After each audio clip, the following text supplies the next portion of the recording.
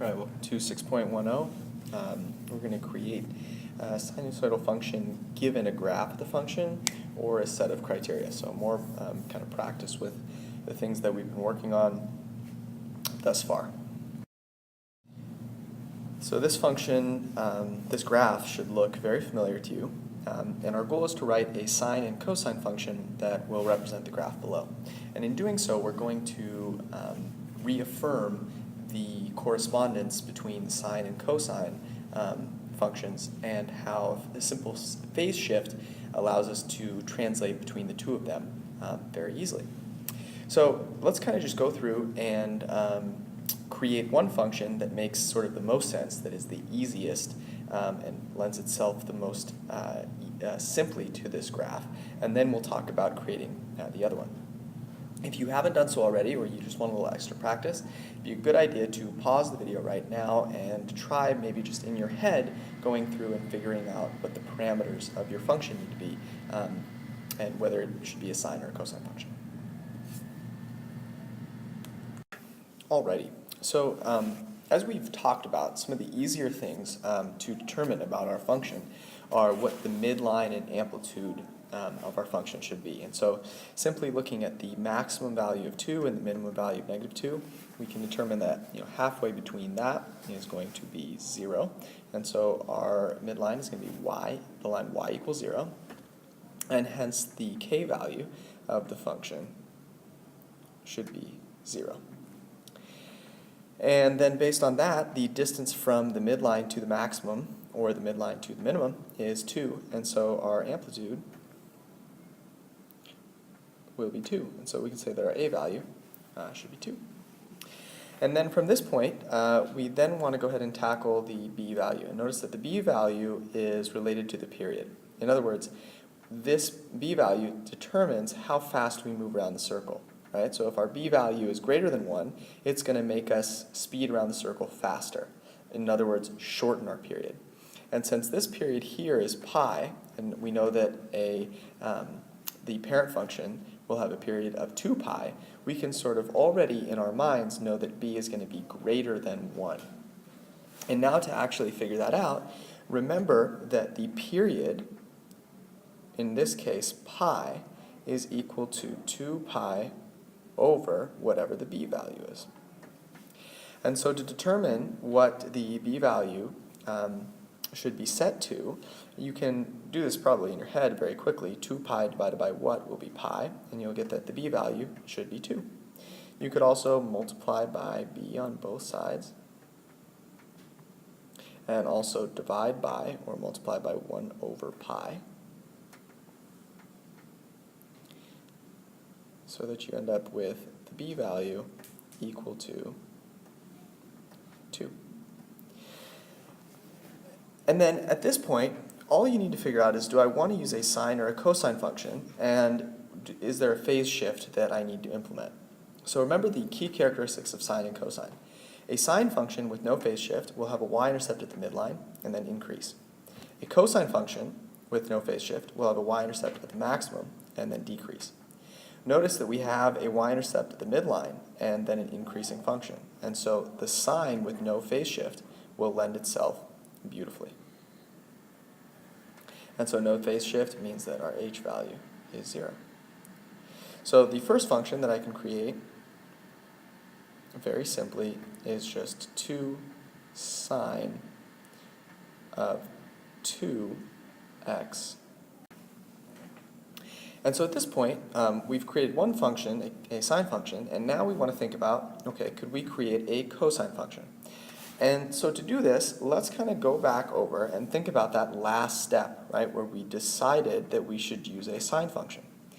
If instead we used a cosine function, notice that the cosine function with no phase shift will have a y-intercept at the maximum and then start to decrease. Well, here the maximum doesn't happen, doesn't occur, doesn't reach the maximum until pi over 4. And so the phase shift for a cosine function would have to be to the right pi over 4 units. So if I wanted to make this a cosine function, I would have to have an h value of pi over 4. And so another function would be f of x is equal to 2 cosine, the b value is still 2, x minus pi over 4, right, because my h value has to be pi over 4. Now, you might have done this another way.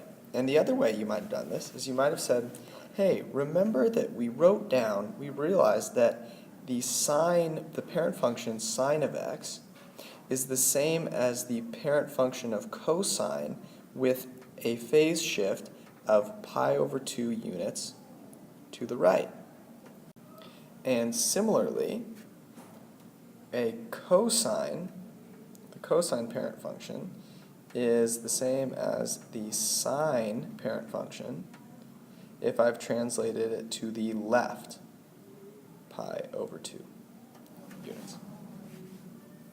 And so using this, I could also take this sine function and turn it into a cosine function. And the way I could do that is to say, hey, you know what? If I have a sine function and I change it to a cosine function, all I have to do is subtract pi over 2 radians from the argument, right? The sine of x is equal to cosine of x as long as I subtract pi over 2 radians. So I could do that. And what I would get is 2 cosine of 2x minus pi over 2. And now you're saying to yourself, Mr. C, you must be full of it, because this is different than this. Well, I want you to pause the video and decide if that's really true. See if there's any minor change, minor difference between this and this that would allow you to see that they are exactly the same. So notice here that this is 2x, 2 times x, minus pi over 2. And this here is 2 times the whole x minus pi over 4. Remember that when we write our function, we have the b value outside of this first parentheses, right? We're taking x minus h and then multiplying it by b. And so in order to rewrite this function, I can rewrite this one too. I could distribute to see that they are equivalent, right? If I distribute the 2, I'll have 2x, and 2 times pi over 4, well, 2 over 4 is 1 over 2. In other words, I get pi over 2. And so these are exactly the same function. And if I wanted to split this up so that I could see the b value isolated by itself, well, the b value is clearly 2, because if I distribute in, it would be b times x minus b times h. And so the b value has to be 2, because that's what's multiplied by x. I could factor it out, and I'd have 2 cosine, factor out the 2, and so now I have x, and 2 times what is pi over 2? Well, 2 times a fourth will be a half, and so it'll be minus pi over 4 inside the parentheses. And that is exactly what I got over here. So we can see that either way, either using, just kind of going from scratch and looking at the phase shift and creating a cosine function that way, or using the transformation that we talked about by subtracting pi over 2 from our argument, we can change a sine function into a cosine function. Now, just to check that you have mastered this technique, why don't you try taking the cosine function that we've created and see how you could use these equations here to translate it back into a sine function. So let's go ahead and actually try that. Notice that if you have a cosine function, you can turn it into a sine function by adding pi over 2 to your argument. So if you had an argument of x, you add pi over 2. So if we have this cosine function and we just add pi over 2 to our argument, we will now be able to write it in terms of a sine function. So we could rewrite this as 2 sine our original argument, which is 2x minus pi over 4, right? Here's our original argument, plus pi over 2.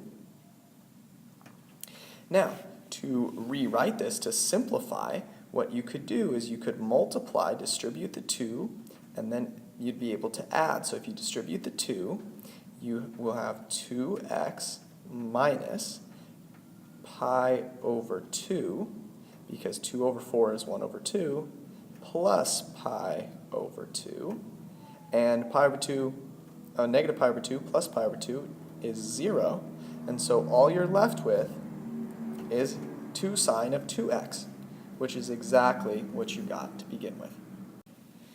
So now you can see that there are multiple ways for us to take a cosine and turn it into a sine function, or vice versa. And hopefully this will allow you to see why we call them sinusoidal functions, right? Whether it's a cosine or a sine function, I can always write it in terms of a sine function because of this identity here. And it's very powerful and will come in handy, hopefully, many more times in the future. So now I've just got some questions for us to try and some practice for us to do. 3 kind of simpler, just creating a function questions, and then 1 bigger, more complicated one. So let's take a look. First, I want you to go ahead and practice writing sine and cosine functions. So write a sine and a cosine function for each of these graphs here. Some of them, have some specific wrinkles to them, but also know that you can create either a sine or a cosine function. It's not like only one will work. So create both. Use whichever method you find most understandable and efficient. And once you've created your function, an easy way to check that it is correct would be to try graphing it again and make sure you'd get this graph. Okay, once those are done, now we have one more problem for us to try. Okay, so write a cosine function that has an amplitude of 2, period of 4, midline at y equals 5, a y-intercept that is also a maximum value. Then graph it and label the amplitude, period, and midline. And once you've done that, write a sine function that is equivalent to the cosine function you just wrote, and explain how you created the sine function. Multiple ways to do that. And then finally, name 2 x values between which the functions have an average rate of change of 0. So bringing back an old topic, average rate of change, this is something that's very important to always be thinking about. And you'll kind of use your graph to decide what those 2 points might be. All right, hope this goes well. See you guys tomorrow.